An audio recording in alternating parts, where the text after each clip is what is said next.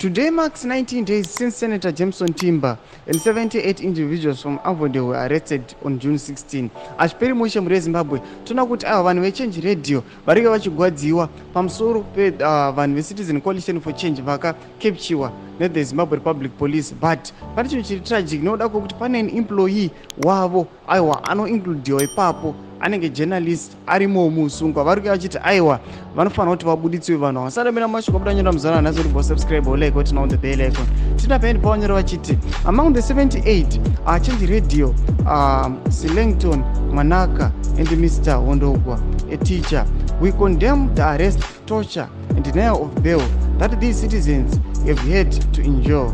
We reiterate that these people are not criminals and that commemorating Child Day is not a crime. Anova posta ma pictures acho vachiti ayo hashtag free Langton Manaka, free Jameson Timba. Ayo muri Zimbabwe tikuona kuti vakomana vari kugwadziwa nokepchiwa kwakaitwa vanhu ava vari kugwadziwa chinyanya kuvagwadza inhau yetorture arrest yavakaitiwa pamwe chete nokudhiniwa kwebail kwavari kuitiwa vachikochengetwa musungwa. Vodudzai mafungiro enyu muri kudii pamusoro pechitiko ichi. Pinai kume section medu, tsana kusubscribe, kulike, tinoti on the bell icon.